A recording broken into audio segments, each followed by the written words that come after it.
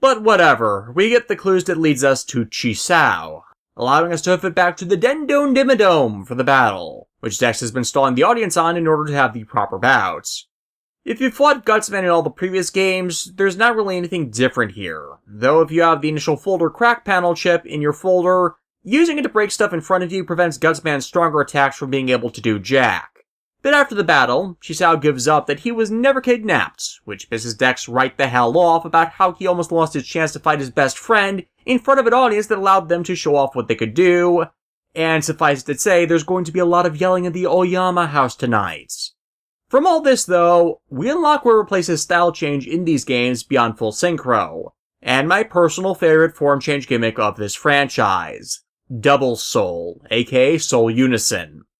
By communing with the digital spirits of other Navis, thanks to Megaman's own ultimate program variation of copy ability, Double Soul, or Soul Unison as is known in Japan, allows Megaman to take on the traits of other Navis and use elemental powers more effectively. Assisted by how Battle Network 4 through 6 adds a hell of a lot of new chip class elements beyond the basic 4 elements. Wind, Sword, Break, Crack, Object, Invisible, Plus, and Recovery. The latter 4 have no weakness tree, but sword chips are strong against wind and weak to break chips, and this inclusion allows for each of these respective chips to then be attached to a double soul form. By sacrificing a battle chip of a compatible element and using the Unite command, you change into the corresponding double soul form for up to 3 turns, with the double soul giving both a passive ability, a special ability, and changing Mega Man's charge shots to new special attacks. The other limitation being that the chip sacrificed cannot be registered as the regular chip for the chip folder. They have to pop in at random. Which if you build your chip folder correctly isn't that bad. Except, here's the thing about the various soul forms. Half of them are useless unless you dedicate your entire chip folder to them, and 3/4 of them are only accessible through chip types you wouldn't regularly put in your chip folder because they're useless, or not user-friendly, or in so short a supply that it actively prevents it from being utilized easily. I mean, you'd never know that if you went and used half the list of suggested folders in the GameFAQs Renowned folder FAQs, but a lot of those are just insane. Once again, this is more because of how the second trilogy rejiggered the attack rates for most of the battle chips, which while adding more of a variety than just an elemental variant of the shot, cross, and spreader chips, more often than not slashed the average attack point so almost everything does less damage than the basic swords. And again, this was done because of the addition of the full synchro gameplay dynamic. If you're good at getting counters, great! You have good damage rate chips, and the ones that we didn't change the damage of, like say, sword chips, are now uber powerful. Thank us! Thank us for the 800 points of damage you deal from unleashing a full synchro life sword! When you're a player like me who completely lacks the fine motor control necessary to ever be able to correctly time a counterattack, you're stuck with the double souls. And the two are mutually exclusive. If you hit a counter in a double soul form, the double soul form does not full synchro, nor allow full synchro to be saved for next time if you counter at the end of battle. The two are not compatible. And because the normal chips you would pick in order to more easily full synchro deal so little damage, the expectation normally would be for you to naturally gravitate to the higher attack power ones and program advances, such as the tried and true life sword strategy amalgamated with the use of the wood chips Boomer and Lance hit the sides and back row, and with the wide shot water chips allowing for some decent suppression. All of these are battle chips which gain advantage as they sync with the souls you get in Blue Moon, specifically Aqua, Wood, and Proto Souls, and I was for years solely a Red Sun player. Meaning, the only double soul I regularly used is Roll Soul.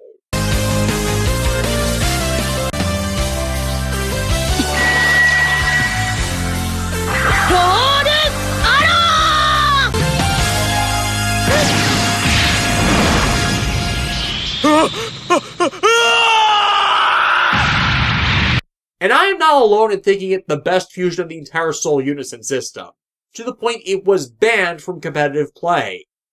I am not kidding on that.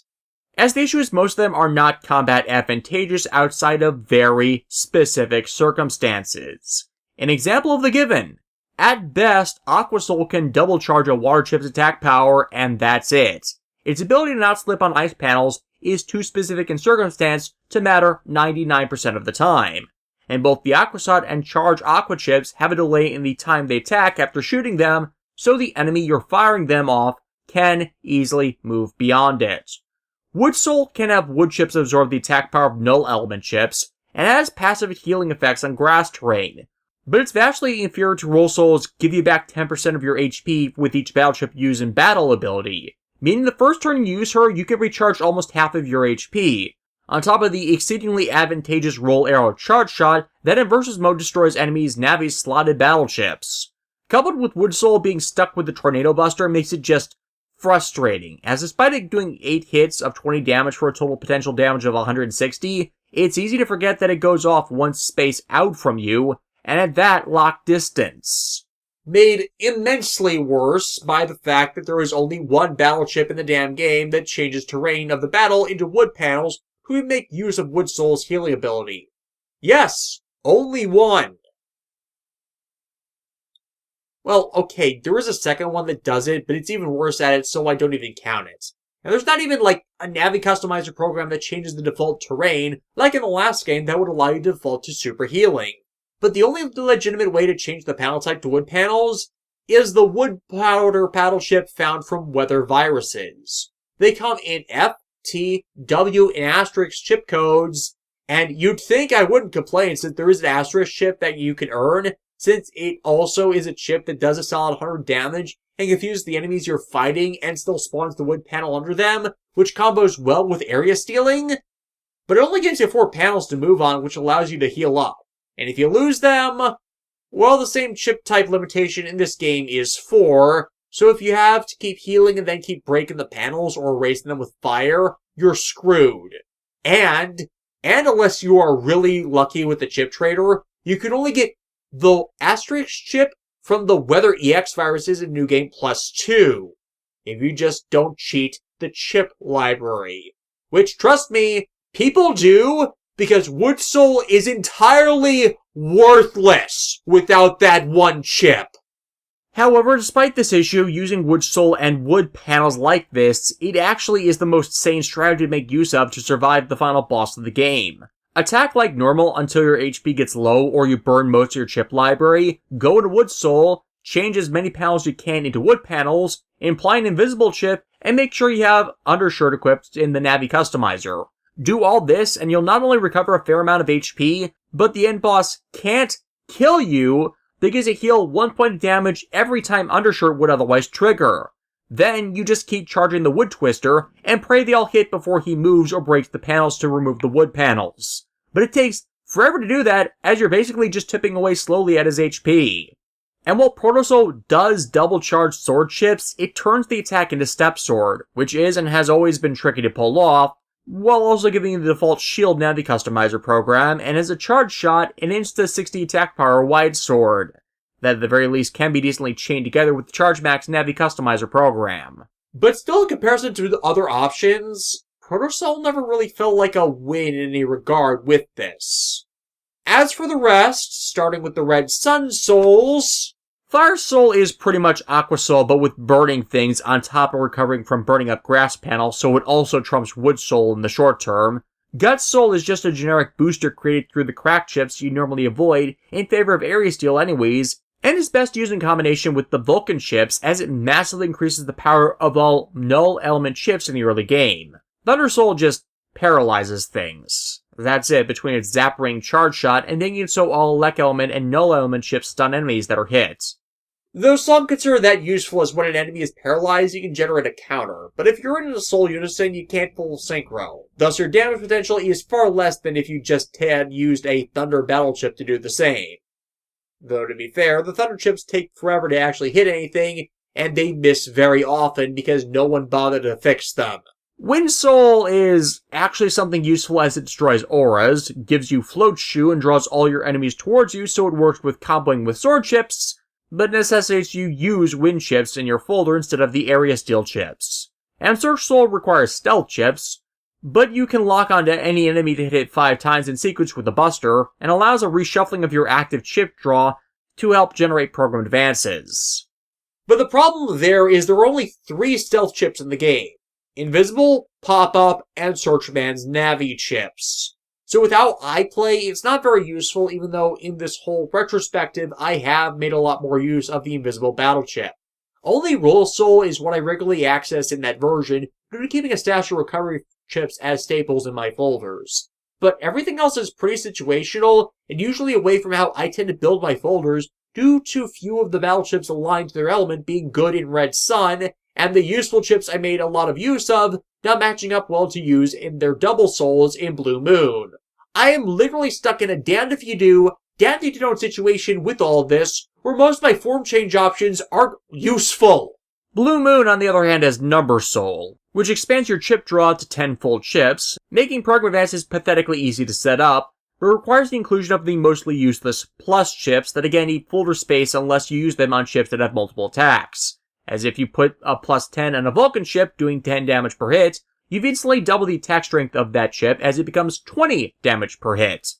Relatedly, there is this ridiculous combo using plus chip to supercharge the Super Vulcan Mega Chip that can pretty much kill anything if you can aim it right, but it's ridiculously difficult to pull off, and plus 10 or plus 30, 20 chip that doesn't hit multiple times is almost always a waste over high-powered chips. Metal Soul, people say, is the best soul in Battle Network 4 as it breaks enemy guards and is a damage doubler for metal, break, and generic chips, alongside a strategy revolving around the chip Pit Hockey that rebounds to strike enemies multiple times. It actually does have decent attack numbers, both of which supersedes full synchro's limitations. But again suffers the problem of metal aka break chips being difficult to play with due to their speed limitations, resulting almost always in a missing target. And the Pit Hockey chips having chip codes to them, which makes it so they don't gel well with anything, not even themselves. And lastly, Junk Soul's only good standing is it allows you to recycle used chips, including Giga and Mega chips, but requires you to use obstacle chips and dedicate your folders to using them as their charge shot, while capable of charging beyond 200 damage a hit, requires the sacrifice of object chips on the field to do that damage. So yeah, while I get more soul support from playing Blue Moon, the better game overall from a usability standpoint of the Soul Unison system was long considered to be Red Sun. And again, outside of Roll Soul, I barely used them due to my chip preferences. Though, this ended up being reflected in how Red Sun ridiculously outsold and was critically rated a far better game than Blue Moon, despite the draw factor of Protoman's Soul Unisons being in that version. Hell, as I said, they bug-tested Blue Moon less. Had Roll Soul and Proto Soul been in the same game, considering the three are the counterparts of the still widely popular main series characters, it likely would have crushed their numbers. And, unironically, Capcom did not learn the lesson. Battle Network 5 pulled the same gambit, with a superior set of Soul Unisons found in Team Colonel, but Team Protoman having, well, Protoman to get people to want to buy that version, since you actually get to play as all the Navis you Soul Unison with in that entry. But as they didn't fix the usability problems with Proto Soul, they hedged their bets by also having Searchman in that version, so the Soul wasn't useless. Except they then reassigned Search Soul's chip designation to cursor chips, and gave the few stealth chips that were actually usable in that game to Shadowman and Shadow Soul in Team Colonel. And to add insult to injury, Shadow Soul also plays into Proto Soul's chip specialty by allowing them to charge sword chips and attack enemies from behind with them, meaning it would have been smarter to switch Shadowman and Searchman's relevant positions in the games, especially story-wise as their operators are both in the military. Don't get me wrong, I love the idea of the Soul Unison system for its versatility and switching performance specialization on the fly, but the execution through how they're split up and lack powerful abilities that entice people to play as them, and the turn limitations ultimately make them overall less combat effective than style change, which was always from the beginning reflective of rewarding your personal playstyle merged with a random elemental alignment. Here, the system pretty heavily lampshades building to the Soul Unison as opposed to one that either conforms to the gamer's natural playstyle or the versatility normally demanded of the game's challenges. And in this trilogy would be a problem not fixed until Battle Network 6 with the cross system, where you were free to utilize them however and whenever you pleased. But again, they managed to screw it up with their form allocation, as in those games both gave you a form that was superfluous as it effectively mimicked one that was given you previously in a given version, as opposed to providing it to the version that lacked it, or creating a form for a chip specialization the game completely skipped over. And this is coming from someone that really really loves form change gimmicks that is criticizing the Battle Network series' use of them. Hell, as evidenced with what I just did with the footage I used, I don't even bother anymore to even pretend to play with even half the soul forms in this game. I have near zero footage of my use of Aqua, Junk, Thunder, or Wind Souls, and I was prevented in this playthrough due to the Kenderman glitch from getting to Search Soul, which again shows how much these were not net positive assets. Now, this would be more tolerable if you could get all the souls in one playthrough. That's why Battle Network 5 isn't reviled for this. But no, you get 3 the first game, 2 on New Game Plus, and then the last on New Game Plus Plus. Meaning you won't be able to really learn and adapt to using the new forms you get, but have been ingrained to the earliest 3 in beating the game the first time, that the subsequent ones end up throwing you off. New Game Plus with this game is not the problem. Hell, I'd love it if every game came with a New Game Plus feature, so I could just enjoy its story mode at my leisure instead of losing everything I gained. But it is the implementation and sectioning off of its content, so you can't complete it unless you played again on subsequent higher difficulties you may not actually be able to play on, that just pisses me the fuck off.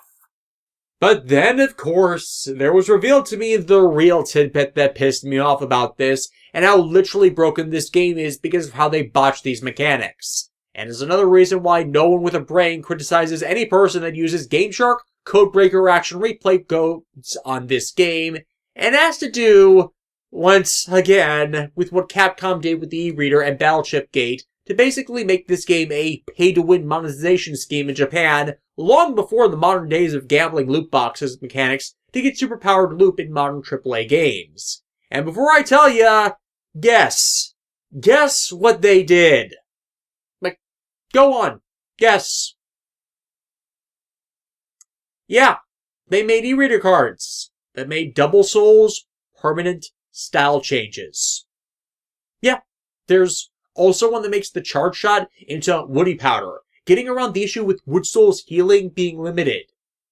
There is even one that makes it so you start each battle in full synchro by default.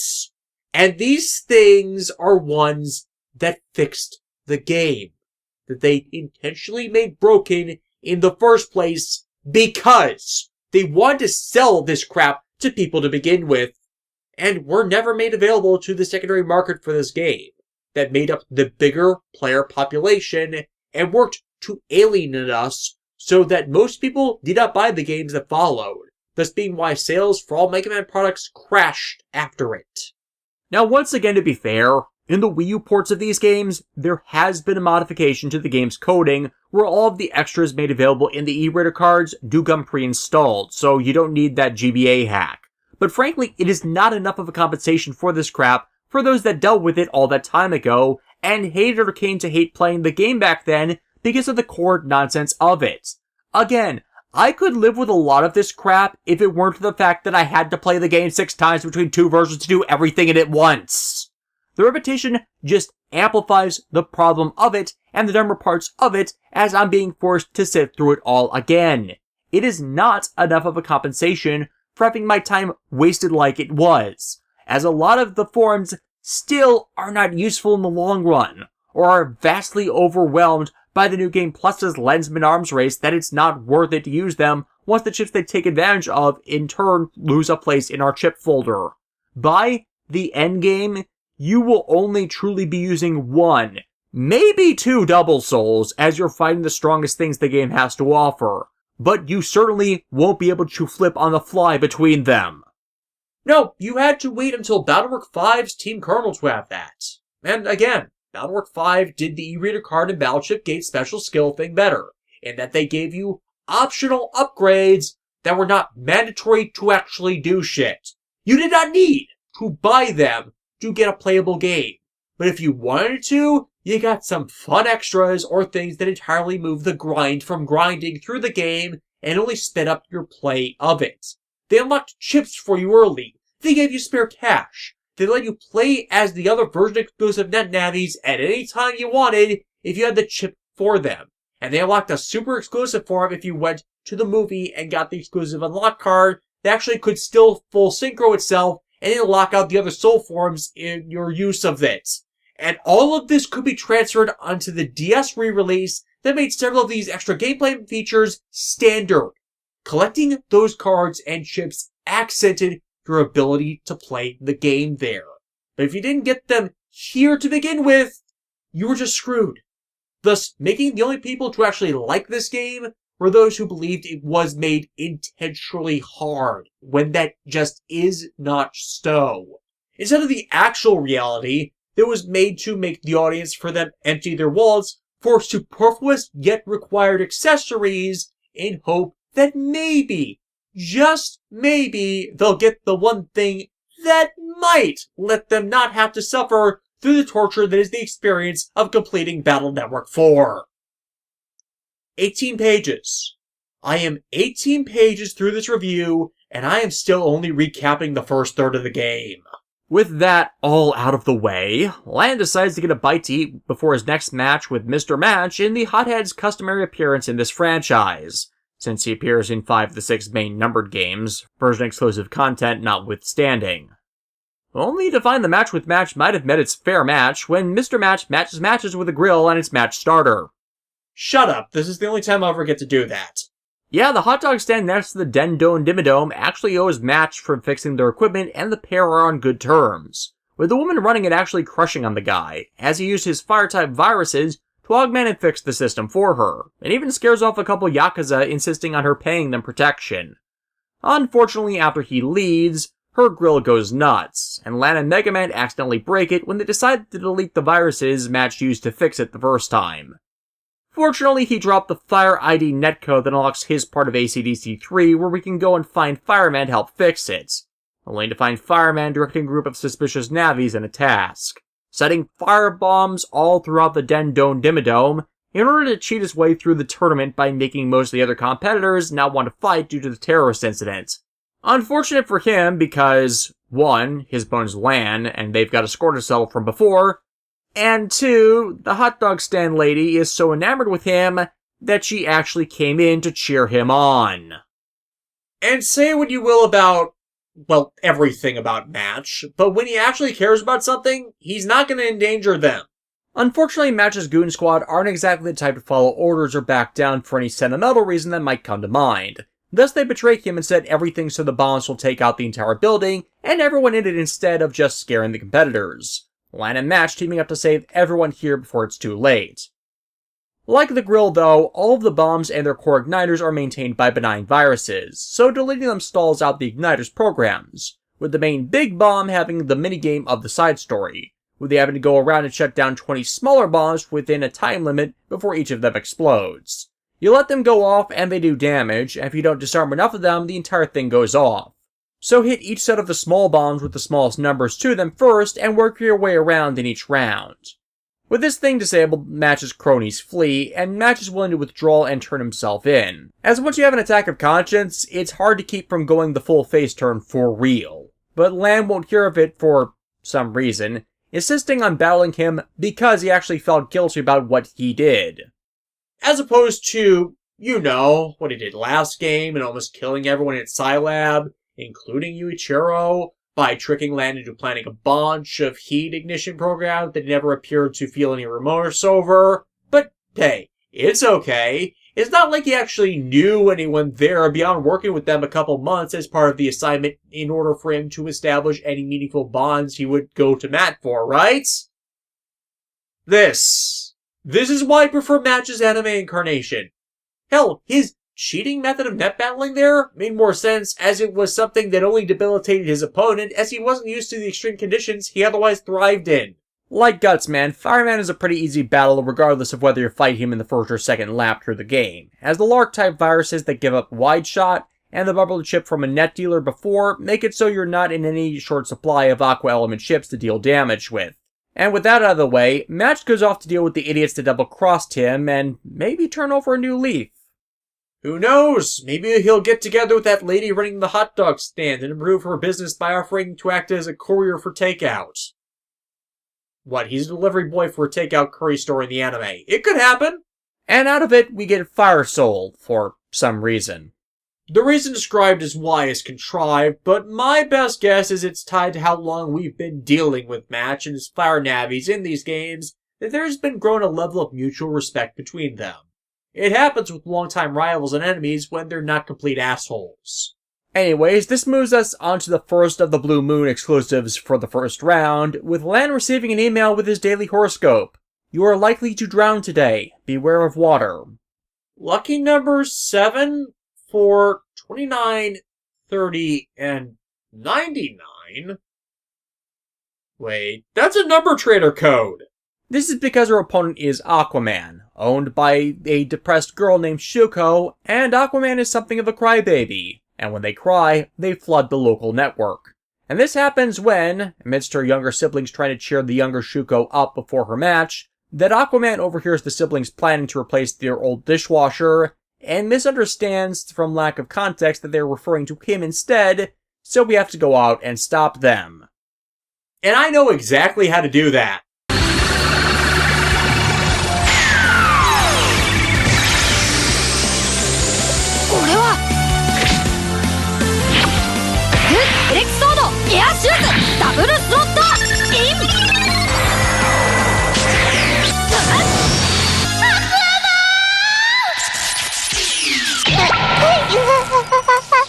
Yeah, as I've been alluding to with Access doing Battle Network 4's story better, they adapted bits and pieces of these stories where possible. Shuko actually ending up an Ascended Extra with her becoming Higsby's first employee once his chip shop's ready to take on more than him. Though this did mean we never got actual assistant Nanako in there and dressing, bafflingly, as a maid. What, that's canon? And Studio Zebek has a history of making stuff that caters to fan service on the side. Actually, what we need to do is make like a Sonic water level, and use this water canister to breathe. Net Navis do not use nor need oxygen. There literally is no reason they should even need to breathe. Plunge through the several depths Aquaman's created and tell him to knock it off. You have to tell him a couple times to do this before you get to explain that it's all a misunderstanding, and this point of frustration can end so we can fight him. Unlike Gutsman or Fireman, where we have access to useful crap or experience on our side, Aquaman's a bit more fresh in this, but his attacks are just Aqua Element versions of standard fare, making him relatively easy to beat, with Shuko's brothers cheering her up for the loss, and us getting Aqua Soul out of it. Lastly of the version exclusives is Number Man, only with us to suddenly learn that Higsby's withdrawing himself and his Navi from the tournament because of financial issues at his chip shop. I guess he spent a little too much on renovating the place, but it's time for him to do so right now, as if he's in debt, then participating in a tournament like this would get him mad free publicity that will result in getting sales, foot traffic, and people paying to net battle in his shop. I mean, do you have any idea how much money I've slammed down on this counter through these games? If that was real money, I could have bought a house with what I've spent. Oh look, I've recently bought a house! Well, turns out Higsby took out a loan a long time back, and he spent so much of his earnings on rare chips that he forgot to pay it back. That's my interpretation of this plot, and I'm sticking to it. But hey, it's no big deal. The company that took out the deal is willing to sublet the property and turn it into a whole new store. Spatula City, 7 locations. We're in the yellow pages under spatulas. Actually, they went with scrub brushes, but what idiot makes a store these days that only sells one type of item? In the 60s through the 80s, you could get away with it. Online is a different story. But a physical brick and mortar store only catering to the sale of one item type that isn't food related, because I know some really awesome bakeries in the Milwaukee region that, now that I think about it, all went bankrupt because of fucking Trump fucking up the pandemic response. But generally, that's a bigger money loss than a hobby shop catering to tech, gaming, and accessories that is a staple of this society. Well, there's one way to save this store, and that is by assisting Higsby's employee Nanako, see, I told you, she is in a maid outfit, in handing out promotional flyers to get Higsby some business. And again, the more I see of Higsby through all of this, it just seems like the Chip Otaku is just a bad businessman. And hey, no shame in that. People that are passionate about a fandom and hobby and think they can provide a stable place to provide items and shelf space that appeals to varied hobby demographics just don't succeed sometimes. I've seen a lot of hobby and comic shops go under in my time through no fault of their own, but because there just wasn't enough promotion and traffic to encourage word of mouth and sales. And again, Republicans murdering small business in their sleep to benefit large corporations that do not provide access to those same products, and the stock market bottom line has not helped that in any regard. So yeah, hand out as many flyers as you can. You'll either get triple crack, life sink, or ball battle chips for doing so, before learning Numberman locked himself in the digital warehouse and needs help getting out. After doing so, you find that word of mouth has spread about the shape Higsby's in, and the local community that Higsby's endeared himself to comes out in force to protest a creditor, actually enforcing their rights to repossess merchandise in lieu of lapsed payment. Whatever, Higsby's saved, and we get our match with Numberman, which parallels how he played in Battle Network 1 because, obviously, with Higsby being busy running a business, he hasn't exactly had time to change and upgrade him.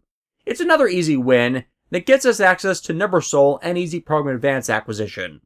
With that, we've got 2 matches left before we're out of this, and we get an email offering free PDT maintenance to tournament participants. Oh, come on! Lan is not stupid enough to listen to the advertisement and hand over his PET to a complete stranger when it's been established before that Lan's PETs are custom made by Yuichiro, thus only him or someone from his department or Scilab can even fix the damn thing.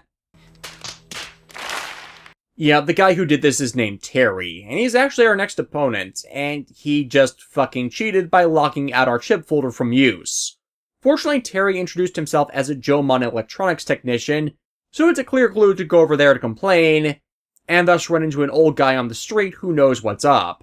The mods are locked out with a passcode, which responds to either the code 1563546 if the first of a variable set of clues asks about town net dealers, 7374262 if it asks about Jomon, or 9651345 if it asks about LCD programs.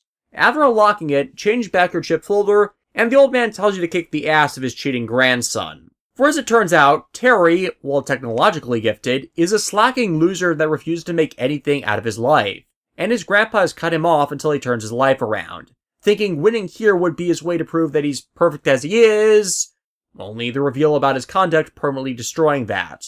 Surprising, as Sparkman is not an easy enemy, not because he's an electrical element enemy and I tend to dislike them, but because a lot of his attacks hit wide or cover every panel, or clone a Shadow Dark Soul of Megaman to attack you with Wide Sword from behind. Why do a lot of enemies in this game do that? The former, though, is actually why his Navi chip is really damn useful, as the attack it recreates, Sparkwave, can paralyze everything you're attacking and allow an easier shot with your own tactics. But take him down and his grandpa offers the final blow for you, officially disowning him. Good riddance. But if you thought we were done with the old people and fetch quests, well, think again. As our last opponent in this tournament is Topman, operated by this old man named Tensuke, who's trying to get hip with his grandson by creating and entering his own Navi. But Topman really can't do much. The old man is an engineer and craftsman that specializes in tops, not programming Navis. He actually needs some help getting into fighting shape, but because Tensuke was one of those people who resisted the world's move from robotics to digital tech, he's pretty tech illiterate and too proud to ask for help from a club of elderly net battlers that actually in their own way work to adapt to the times, and used the club as a support group to learn and advance their own skills with Navis. We ask in his stead, with the old people sending us onto the net to find their Navis, which share the crotchety persona of their creators, including Tensuke's brother who has a bone to pick with his sibling and Tensuke's efforts to get in good with their mutual grandkid, which sends them feuding. Can we call it a baby fight if the participants are in their 70s? Old man boxing, maybe? Regardless, they agree to fix Topman up, so we can summarily break him down. Topman's attacks bounce though, so I'm actually surprised he's not a break element Navi in all of this, as a lot of his attacks are pretty similar to the pit hockey chips. Regardless, even though he lost, he's got his grandson excited to see more of his grandfather's passion, so I'd call it a win. With all that done, Lan is named victor of the Den City tournament, and hailed as the greatest net battler in the city. I mean, he technically tied for first at the N1 Grand Prix, which was a national tournament, so no duh. However, this cuts back to Naxa, where we've got some bad news. And you must trust me when I say it's very likely that we're all going to die. No, we already learned that. the other news. Yeah, Regal's found something interesting with the asteroid, which he's keeping to himself. For now. And he's totally not doing that for nefarious reasons he can exploit. Well, a week after all of this, Lan finally remembers about the dark chip, beginning to make plans to get rid of it and see if they can't do a system cleanse on Megaman to rid him of any influence. But before he can, Mail lets him know about a contest for Castillo, Den City's own amusement park that is going to be having its grand opening soon. She wants Lan to compete for a chance at some tickets for opening day as she wants to go, and Lan's the best net battler she knows. Also for other reasons. And because we are the kings of the internet, this is no true challenge. Oh crap, not those things. I hate the melody viruses. I have a horrid time ever trying to hit them, as anything that should allow me to take them out misses. I don't even know how I keep missing. They just always seem to dodge nearly everything I do, unless I use a Navi chip or something that hits wide. Seriously, I can't hit those things for nothing. Like, the first time I played this game, I spent 2 hours on just this specific virus battle because those viruses were such bastards. I'm apparently not the only one, as this virus was never seen again after this game. Anyways, defeat the rounds and to get the tickets, which Lan and Megaman hand over to Roll and Mail, asking if they're going to take Yai. But before Lan can catch on, since this was all done over at Mail's, the security alarm at his house goes off, with Lan finding that someone attacked his mom. The intruder left a note, demanding they go to Castillo Park network to give them the dark chip. The Hikari brothers, in a rage, fly off the handle and make for said net, but as they get to the last town net before the park, they find the area barricaded and have to break in. A security guard comes to stop us, and we have to fight them, steal from it the access code, and use that to break through. One wonders how Nebula agents got into the park area if it was this badly locked off, but yeah, Lan and Megaman just broke the law over petty revenge. Revenge. The most worthless of causes. This plays back to something later, but I want to address part of it now. Lan and Megaman would not have done this without an instigating factor. There is no inciting of actual malice to make their conduct malevolent, or have an intention to cause pain and suffering for their own gain or pleasure. They set out doing this to stop someone who harmed people, and they trampled someone else along the way. Intent matters in judging someone's actions. It does not excuse them, but it's keen in objectively judging them on whether they're good or evil, beyond blanket claims of them just being for justice or for the greater good. Because contrary to what parents or teachers say, there is always someone who starts it. There is no both sidesing this kind of thing. Determining where it comes from and originates is important to actually addressing the root causes and problems that plague everyone. The Nebula agent we fight in here, of course, gives the whole Nebula spiel, believing in the power of evil, and that they can rule the world with the power of dark chips. The problem of that, as I just related, is it's not a matter of viewing themselves as evil, because no one legitimately believes themselves as evil.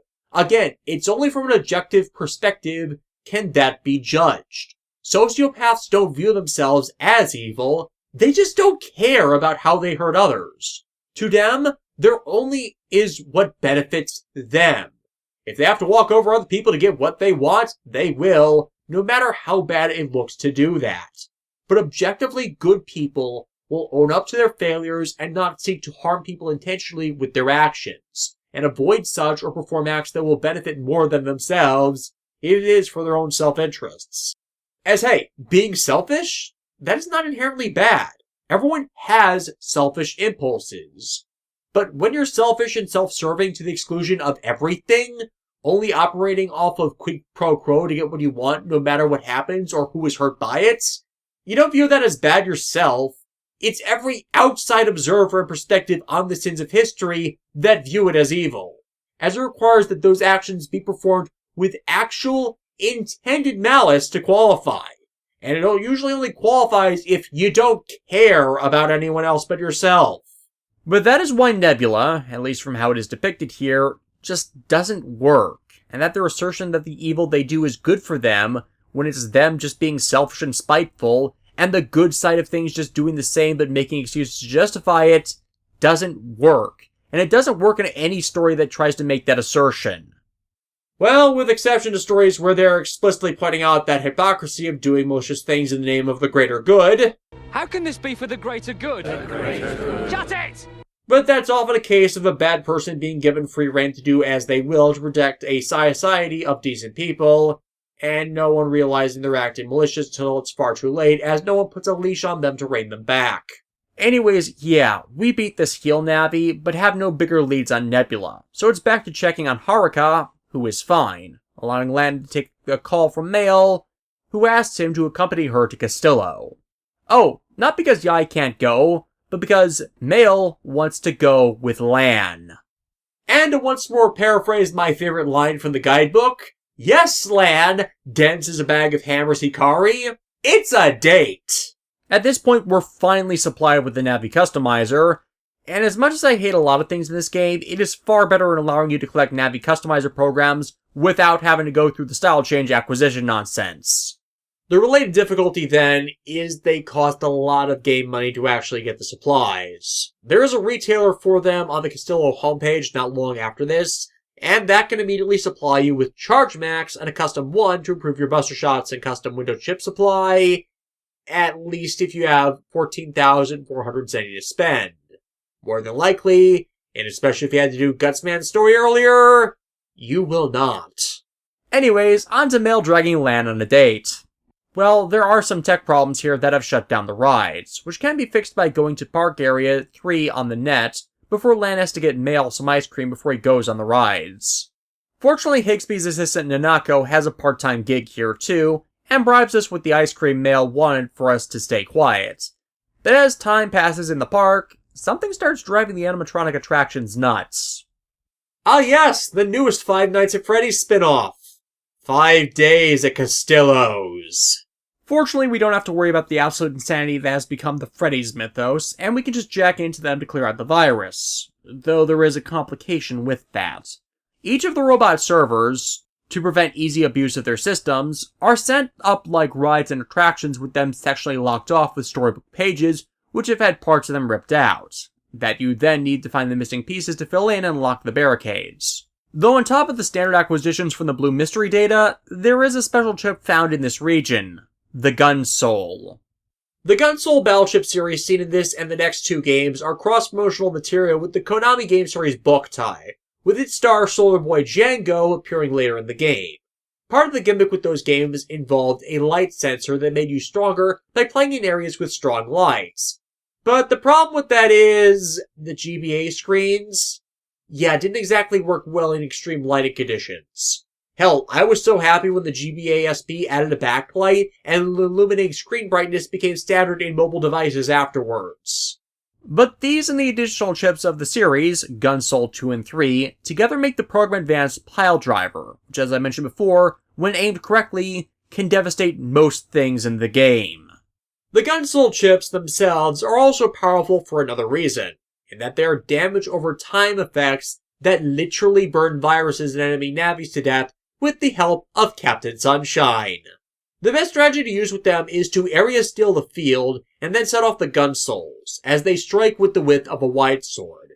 To optimize Pile Driver, you have to strike first with Lance to clear the enemy out of the back row, and then use the Advance, as the backside of the Pile Driver won't be summoned if it can't get behind an opponent. However, there's also a big weakness to the Gun Soul chips.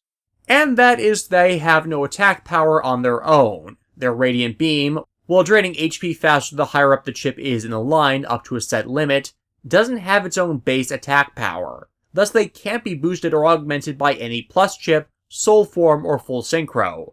To be fair, they pair really well with Full Synchro as they don't use up a Full Synchro attack boost, but because they only do damage over time, if an enemy charges through the field or moves spaces randomly so you can't keep the beam on them long enough to do all the damage, then you've thus wasted all of that damage. Worse, while you are firing the Gun Soul, Megaman cannot move, thus it leaves him open to counterattacks. But there is a point to keeping them around. New to this game is you coming across the occasional green mystery data in battles. These battle mystery datas contain extra rare chips, stores of Zenny, and the only real way to collect bug frags. The only way to get them is to not allow them to be hit by any attack either from you or the enemy you're fighting, or flood the area with gun soul attacks, as gun soul does not affect the mystery data at all. This specifically, when going through the collection grind, is the value in putting together a gun soul folder, as you get 2 of each of the core gun soul chips in your first playthrough via collecting the base chip and then ordering a second one through Higsby's order service. While they have the secret chip Gun Soul EX that attached with the radius of a life sword one space out from Megaman are crazy powerful early on, and their chip code G is really well supported in this game, especially with how nerfed everything else is. They become less effective as the game goes on, and the enemies become more adept at dodging and moving around the field. Thus, you can't really use a chip folder full of them beyond the second playthrough without getting screwed over. And they entirely suck against the final boss and secret bosses. And what's more informing my perspective on why I can really only rely on a life sword folder. Anyway, we go through the robots until we get to the vampire robot Draki, where something's just off with the security Navi in the units, which is then revealed as you get to the end of the line, and the shutdown switch is missing. It's a trap! Yep, this thing is a disguised Shademan, and he's after the dark chip he dropped. And with others in danger, Lan and Megaman have no choice but to give it to him.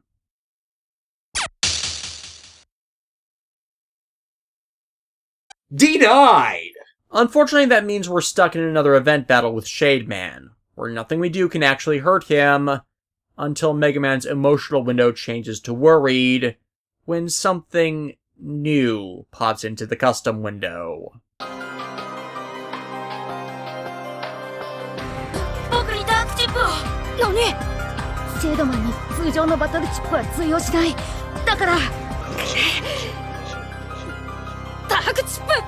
In the moment of death, take the devil's power.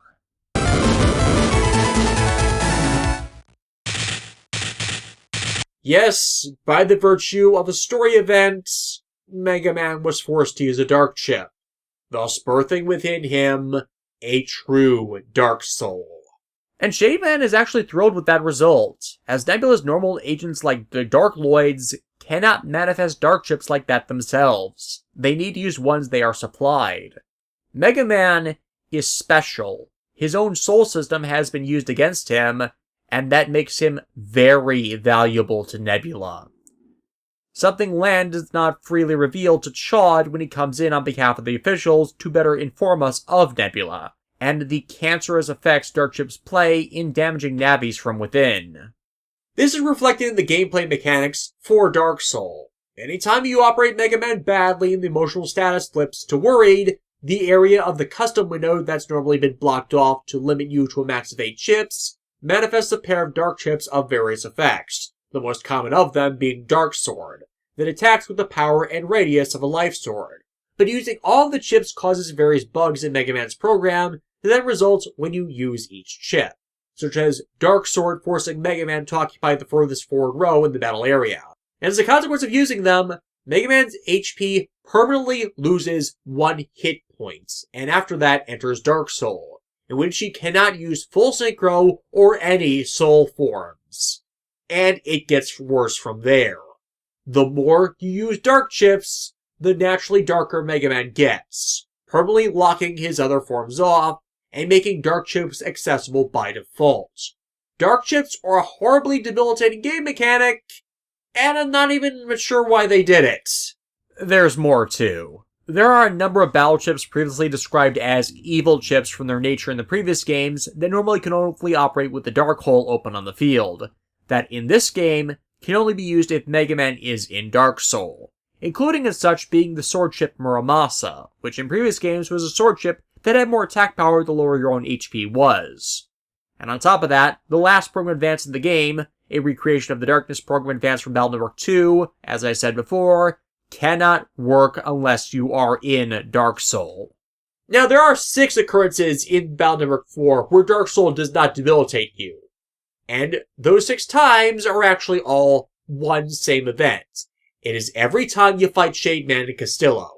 These are the only times it is safe to use any dark chip, and that is the reason why I have no footage of my use of Dark Soul to show you. Because I don't.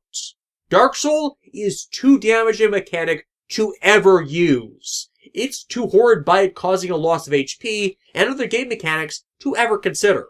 I get why they included it, as thematically Battleworks 4 and 5 are trying for a bigger good versus evil dynamic between them, and thus it makes sense for them to offer the chance for players to decide on their own how Megaman's own morality would be manifest, as playing with Dark Soul makes everything appear to be easier, up until the time it doesn't. And by the point it stops being a help and becomes a hindrance, it is too late to walk yourself back, as you forever stained your soul with malice.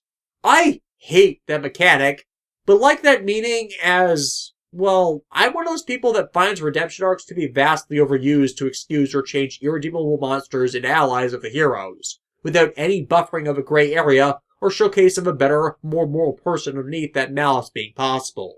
This shows that once you stain your soul black, there's no going back. Regardless, despite that nonsense, Lan and Mail's first date was otherwise a success, but we don't get to see much of an aftermath.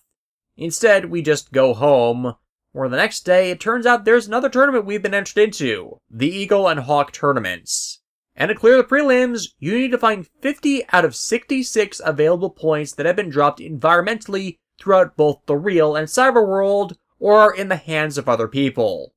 4 of which can be bought from a Navi for 3,000 Zenny, and another 5 that can be traded for a Cannon C. The Cannon C might be an iffy one if you've not gotten one from a Cannon virus, but avoid the payments. For the same criticism I have against the Crap and Gutsman story, it is not mandatory, and the game has not adjusted itself to its lack of currency gains to account for such a cost.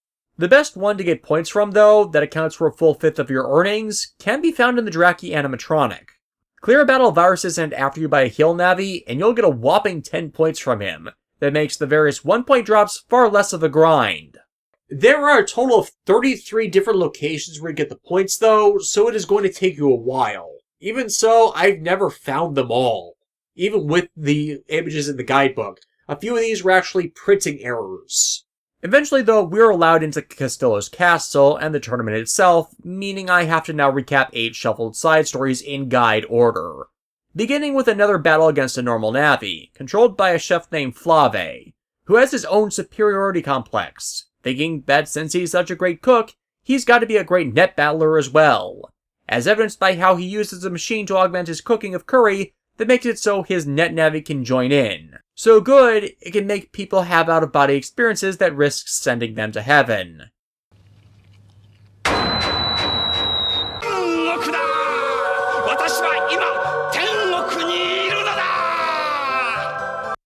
However, Lan is immune to this effect, despite the kid being able to devour his own body weight in curry as evidenced in the anime. He honestly finds the curry made by his mom to taste a lot better. Well, that and the curry made by Mahajirama and the other former World 3 agents. Flave is not one to take this sitting down, though, and challenges us to eat our own words with a cook-off, even though Lan has no idea how to cook, let alone what the machine Flave uses. Fortunately, someone else has a grudge against Flave, with us getting an email from a purported cooking master that will want us to go to a cooking dojo in order to learn how to cook, which involves a frustrating minigame, where you have to cut the veggies and tofu, avoid beating the meat, and kick out the viruses from the pilot. But because they're paced oddly in how they fall into the pot, I just find this minigame a pain, even though we have multiple opportunities to practice it. Thus it takes me forever to get through this challenge and get Lan to make something that blows the judge of this cook-off away.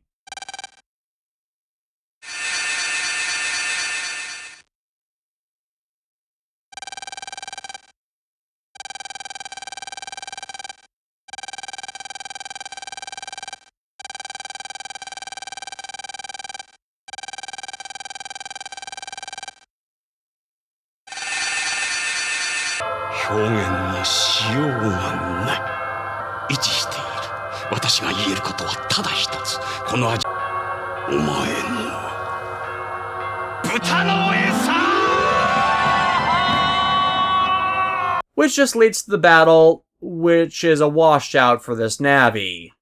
I hate this one, by the way. Of all the second arc side stories, it is frustratingly the most common, and I loathe doing that minigame every time. The heel Navi encounter this time is against an operator named Riki, a big scary tough guy that is a former Yakuza agent, but despite his rough exterior and attitude, he's actually a complete softie that needs encouragement by his heel Navi Crusher to have the self-confidence himself to be buff, willful, and strong.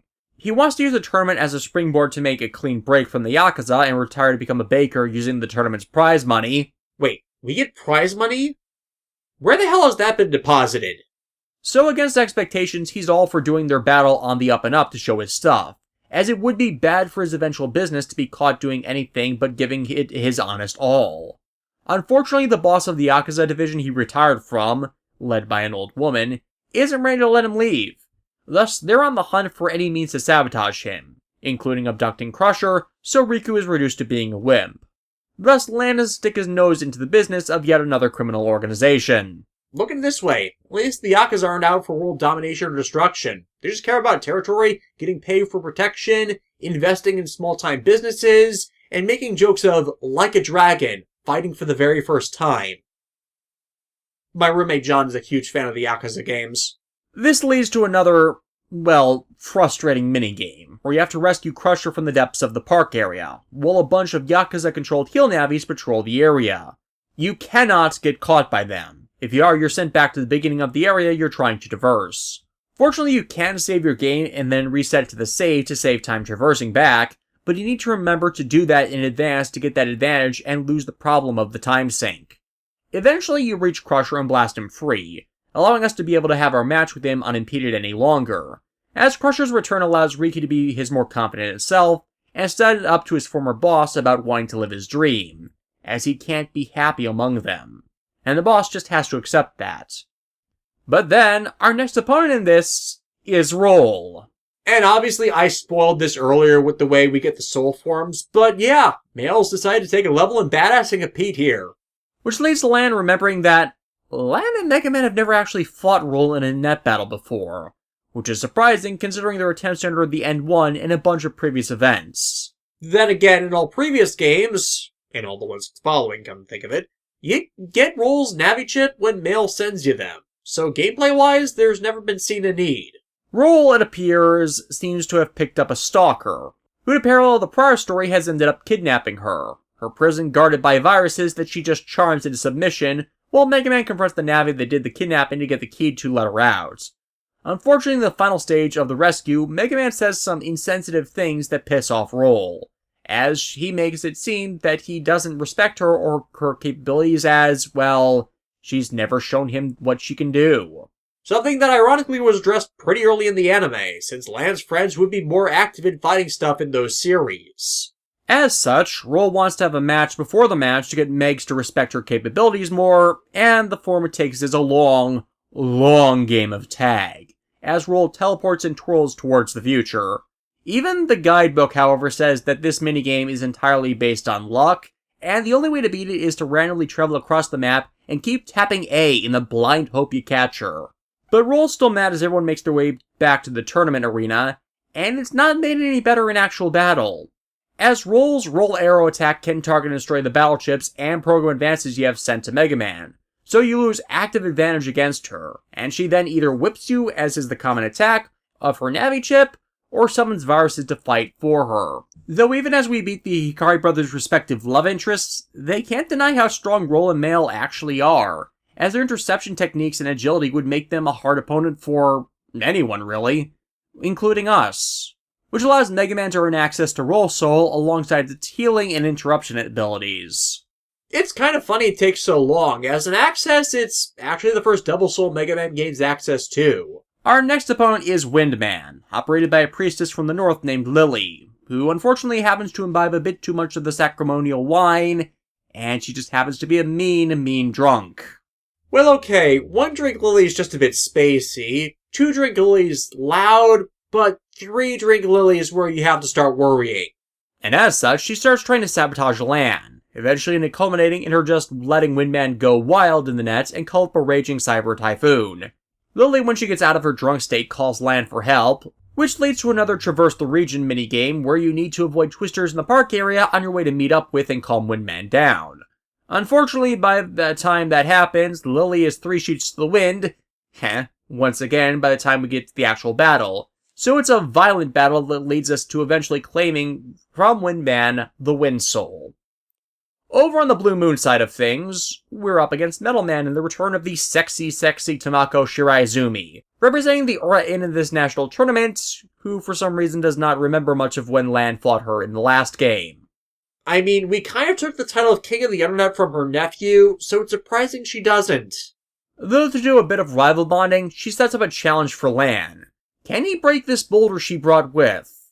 Yeah, no, she can't do it either, but she at least made an attempt to do so. This whole thing was more based on the Japanese in-joke of Megaman's original name, Rockman. If she can break this rock, she should be able to break Rockman. Get it? But she's disappointed in Lan's lacking resolve to fight, even though these are all pointless challenges, not something that's a good matchup between people. Thus, they changed the stage to a net battle rock-breaking competition between Megaman and Metalman, who's more experienced at using his break-themed might in smashing digital boulders, which Megaman has to train himself on, by first finding the net Navi master that taught Metalman. And as is a pointless side quest, we have to buy for the jackass digital food and drink with yet another optional side event that wastes our cash. At the very least, it's far cheaper than the Gutsman event. Thus, we get trained in the Rockbreaker skill and go to fight Metalman in this challenge and hate this minigame.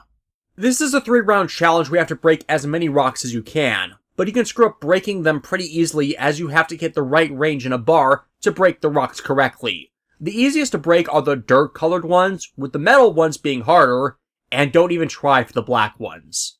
Unfortunately, Metalman can always one-shot these, so if you screw up too many breaks, you lose. And because of the timing for those punches being difficult to make, and it gets even harder to do them on the harder difficulties, I literally spent 2 hours repeating this minigame ad nauseum until somehow, some way, with my thumbs on the verge of spraining, did I finally do it. So I could move on to actually fighting Metalman, when ironically my fighting spirit for this match was completely exhausted. But at least in the story narrative, their competition has synced up their fighting spirits.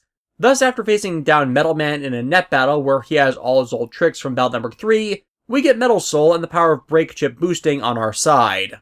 And as an aside, of the Battle Network 4 and Access related Double Souls, Metalman's is the one I like the most. Its aesthetic is just perfect.